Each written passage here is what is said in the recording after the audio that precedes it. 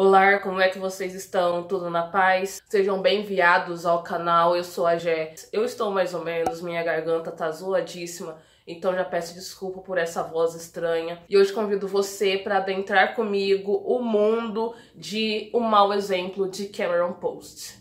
Primeiro eu vou falar sobre o livro e depois eu vou entrelaçando algumas coisas do filme, ou talvez eu faça simultaneamente comentário de um e outro, porque eu ainda tô aprendendo esse negócio, então vamos seguir o baile.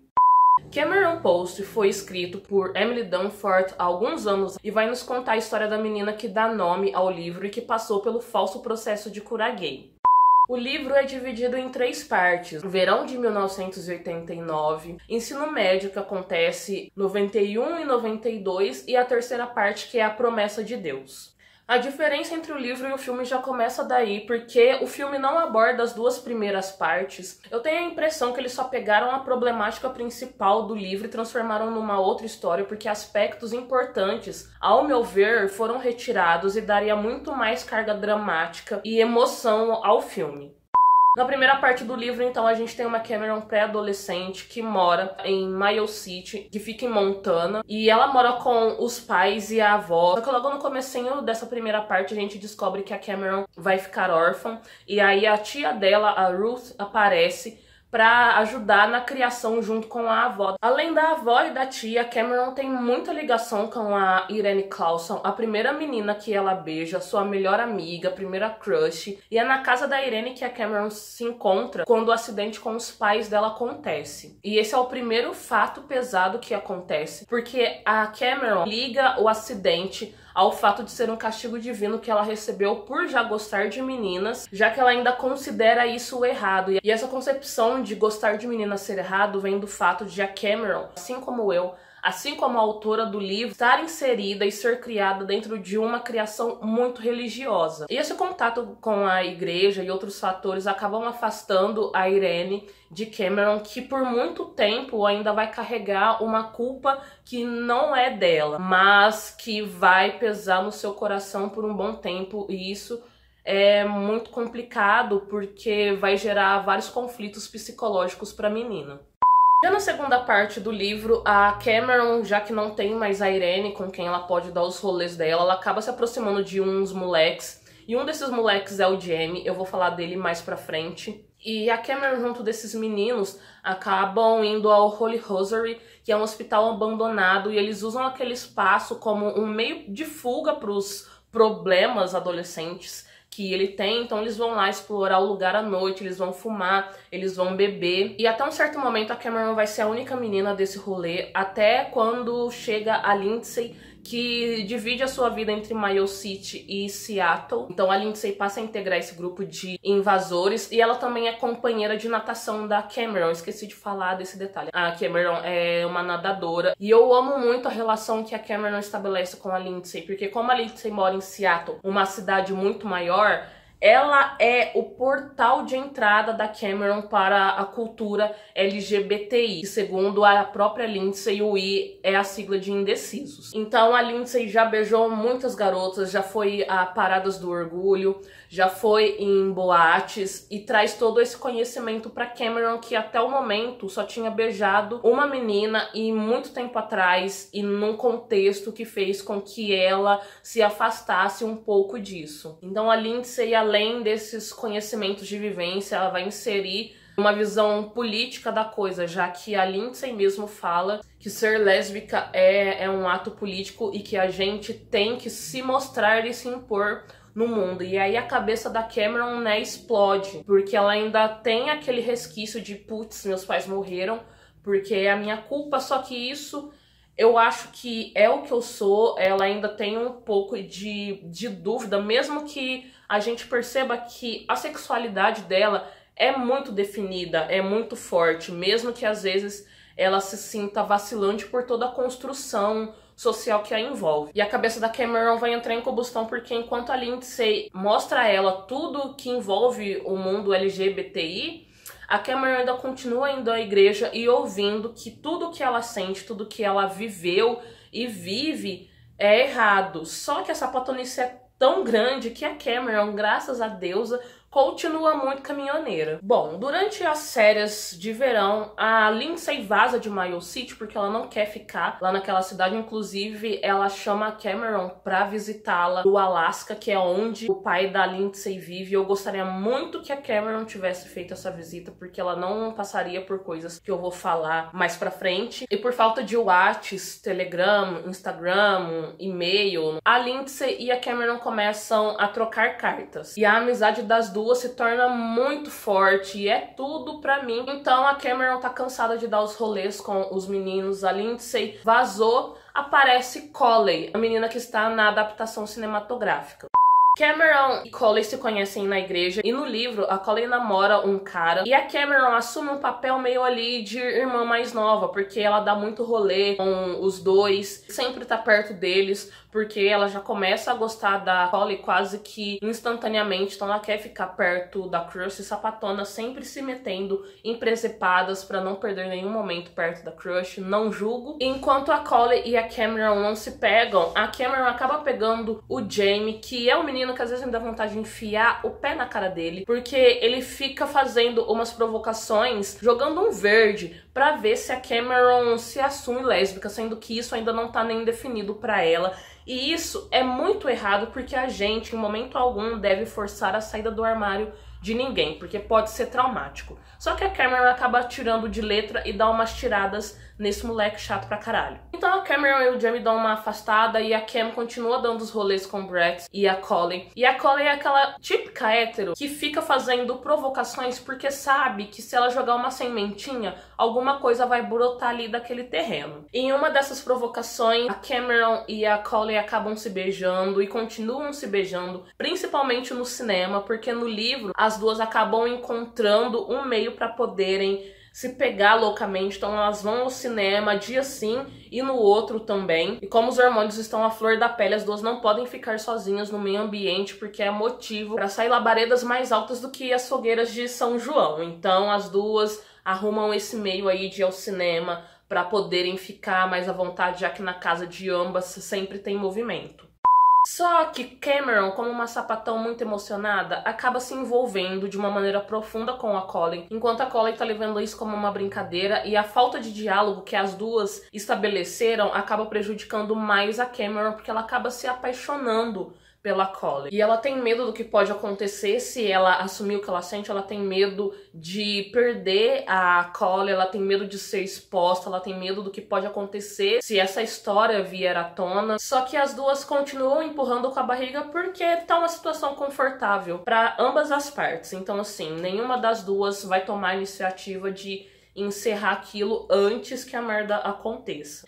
E no livro, a Coley e o irmão, o Ty, acabam alugando um apartamento para eles ficarem mais próximo do centro, porque o Ty trabalha lá. Só que ele passa pouquíssimo tempo. Então, Coley se apropria desse lugar e faz dele o seu novo drive-in, pode-se dizer assim, né? Porque a Cameron estaciona o caminhão dela lá sempre que possível e as duas se pegam. E tá tudo na santa paz da deusa, até que um dia o Ty e os amigos chegam e quase flagram as duas. E naquele momento nada acontece, mas posteriormente a merda é jogada no ventilador e aí a gente vai entrar na terceira parte do livro, que é a promessa de Deus.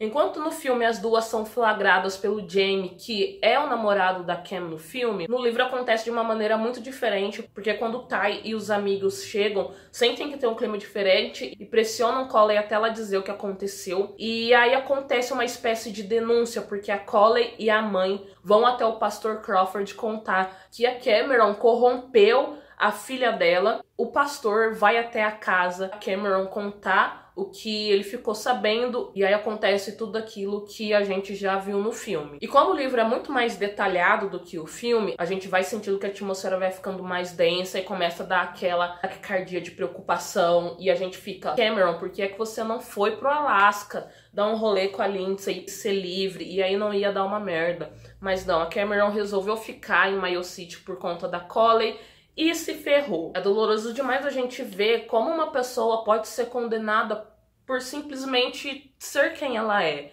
E a Cameron é acusada e condenada como se ela tivesse cometido um crime horroroso e inaceitável, sabe? E como eu disse lá no começo, a minha criação foi muito religiosa e eu não cheguei a passar, graças a Deus, muito obrigada por isso que a Cameron passou.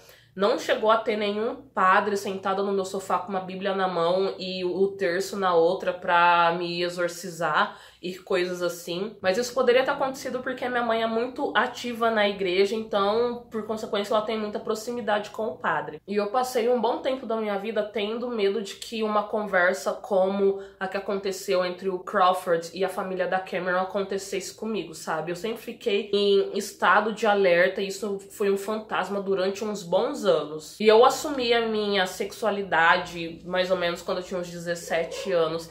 E a minha mãe não me levou a sério, como acontece com muitas famílias. E aí ela falou que ia rezar pra tirar isso de mim. E isso só não abalou meu psicológico porque eu já não era mais tão ativa na igreja. Quer dizer, na verdade, eu fui ativa por querer agradar a minha mãe, mas não por ser uma vontade genuína. Então, isso pra mim não fez nenhuma diferença, não me abalou, eu só fiquei, tá, mãe, beleza, para com isso. E eu tenho certeza que a minha mãe orava pra que eu não fosse homossexual, mas eu sou a prova viva de que eu continuo mais sapatão do que nunca. Só que eu fico me questionando como esse tipo de discurso, como colocar a homossexualidade nesse lugar de culpa, pode chegar até uma pessoa que ainda tá inserido dentro dessa questão da religião e vive a religião, como isso deve ser conflituoso, deve ser um tormento, porque uma parte sua grita por se libertar disso e a outra parte grita para que você não se liberte disso, porque isso é errado e se você continuar por esse caminho você vai ter consequências. Sendo que não, sabe? Tá tudo bem. Lady Gaga mesmo já falou que a deusa não comete erros porque nós nascemos desse jeito. Então não estamos errados. Errados estão aqueles que acham que nós, LGBTQIA+, temos algum tipo de problema. E a partir desse momento, vamos voltar a falar da Cameron, que eu começo a ficar revoltada, porque quando a Cameron é exposta, antes de ela chegar em casa, o pastor e a tia vasculham todo o quarto dela à procura de coisas que eles acreditam ser má influência. Eles jogam fora as cartas da Lindsay, ou eles jogam fora os bilhetes do cinema. Eles apagam uma parte da história da Cameron e isso é inaceitável. Ninguém tem o direito de interferir tanto na vida de uma pessoa, sabe? E eu fico muito brava com a Coley também, porque tudo bem você estar numa situação ali que te deixa um pouco confusa, só que uma coisa é você não saber lidar com isso e guardar isso pra você, outra coisa é você não saber lidar com isso e querer culpar alguém, sendo que, mesmo que a história seja contada em primeira pessoa, logo pelos olhos da Cam, a gente consegue perceber que a Coley tá gostando daquilo, embora ela seja um pouco confusa. Se não houvesse acontecido quase flagra, elas estariam se pegando até hoje, provavelmente, porque tanto a Cam quanto a Coley não queria sair dessa situação. É como se a Cameron tivesse falado, ou você fica comigo, ou eu vou te bater. Sendo que não houve nenhum tipo de ameaça dessa, e a Coley estava muito ciente do que estava acontecendo ali. E agora chegamos à terceira parte do livro, é aí que o filme se inicia. A atriz Chloe Moretz é quem dá a vida a Cameron. E o filme já começa com a Cameron na promessa de Deus. Ela e os discípulos, como são chamados, estão em uma roda fazendo uma oração. E Cam tem flashbacks dos momentos que ela foi flagrada com a Coley. E o filme vai acontecendo nisso de vai e volta. A gente vai ter vários momentos de flashback da história da Cameron. E assim como a tia e o pastor fizeram com a Cameron, quando uma nova pessoa chega à promessa de Deus, os responsáveis vasculham as coisas, as malas, para eles não levarem nada do que não deveriam. Eu acho engraçado na promessa que eles querem livrar as pessoas da homossexualidade, só que eles colocam pessoas do mesmo sexo para dividirem o dormitório. Vocês acham que ia dar certo? É lógico que não. A promessa é um lugar horrível por vários motivos, é um lugar frio e as pessoas não podem ter contato mais íntimos como um abraço entre eles, independente do gênero. O quarto, os dormitórios não podem ficar com as portas fechadas, acontecem rondas em horários diferentes da madrugada para ter certeza que não está acontecendo nada de errado. Os adolescentes passam por uma terapia junto com o Rick e a Lydia, que no filme são irmãos. E o Rick é um ex-gay e a Lydia é uma das pessoas mais desprezíveis do universo, tanto no livro quanto no filme. Ela acha o nome da Cameron muito masculino e por isso se recusa a chamá-la de Cam, porque fala se Cameron já é masculino, imagina reduzi-lo a um apelido. Ela não permite que um dos discípulos use o cabelo solto, porque fala que ele não deve se esconder de Deus, e eles tentam de todas as maneiras tirar traços de outros gêneros. Por exemplo, esse menino tem o cabelo comprido, então ele tá muito feminino. Ou você deixa preso ou eu vou raspar a sua cabeça. Então, quando algum traço de feminilidade é encontrado num menino ou de masculinidade é encontrada numa menina, essas pessoas são duramente reprimidas. O que alivia a tensão do lugar é a amizade que a Cameron estabelece com a Jane Fonda. E aí eu abro um parênteses porque minha Nossa Senhora das Caminhoneiras, eu sou apaixonada por essa atriz. Que mulher linda da porra! E junto da Jane Fonda a gente tem o Adam e os três formam um trio que vai pra floresta fumar maconha. A Jane é uma ótima agricultora da erva e a Cam percebe que eles estão ali não porque eles acreditam que eles possam ser curados, mas porque eles estão forçados. Então isso une ainda mais os três, porque nenhum dos três acha que a sexualidade deles é errada. Tanto no filme quanto no livro é um fato muito pesado, porque eles estão um pouco preocupados com a saúde mental dos seus discípulos, já que o Mark, um dos meninos que estão nesse lugar, acaba passando por um momento bem difícil quando ele tem um surto durante uma roda de conversa que eles estão lendo a Bíblia, e depois disso ele tenta cortar os seus genitais. E todo mundo fica horrorizado com o que aconteceu, tanto que depois aparece uma espécie de vigilância para entender o que é que acontece ali na promessa, mas nada muda depois dessa visita, porque eles não estão preocupados em tentar entender o que é que tá por trás da atitude do Mark. Eles só querem tirar a homossexualidade dos seus discípulos, porque para eles isso é mais grave do que qualquer outra coisa. Nas sessões de terapia, insistem em encontrar um culpado para a sexualidade não normativa, porque para eles há sim um culpado, então seja a ausência dos pais da Cam, seja porque a Erin passou muito tempo junto com o pai. Então junta toda essa pressão que acontece de várias formas durante as atividades que tem na promessa, mais o que aconteceu com o Mark pra Cam querer fugir, porque ela tem certeza que a tia dela não vai tirá-la de lá. E aí tem mais um momento pesado, porque no filme a Cameron, depois que acontece esse negócio com o Mark, ela consegue entrar no escritório e pega o telefone, liga pra Ruth e fala: se eu falar pra você que eu tô com saudade de casa, você deixa eu voltar? E aí a Ruth fala: Cameron, você sabe que aí é o melhor pra você. Sério, eu acho que foi o momento que mais deve ter doído na Cameron, porque ela esperava uma salvação daquele lugar e ela não encontra. Bom, e tanto no livro quanto no filme, o trio consegue fugir graças a deusa. Cam, como a própria autora falou, não é uma personagem real, não é autobiográfica, embora a história tenha alguns pontos que são semelhantes à história da Emily, só que a Cameron representa muitas pessoas, tanto na década de 90 quanto agora, infelizmente, porque mesmo que não haja lugares que se proponham a fazer tal tipo de coisa, ainda há meios como psicólogos que acham que pode curar uma coisa que não é doença. Porém, se a Cameron existisse, hoje provavelmente ela estaria com seus 40 anos, e eu acho que ela, a Jane e o Adam dividiram um apartamento durante algum tempo. A Cam e a Lindsay se reencontraram. A Lindsay levou a Cameron à primeira parada do orgulho dela. Ela encontrou um emprego de professora de natação e viveram todos felizes para sempre, porque eu acho que estamos de comum acordo de que, independente de personagens fictícios ou não,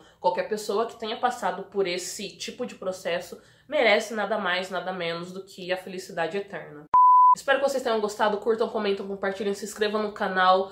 Espalhe o canal para as outras pessoas do Vale. Vamos ajudar esse canal maravilhosinho a crescer. Espero vocês na terça-feira que vem com um filme maravilhoso. Beijo. Tchau.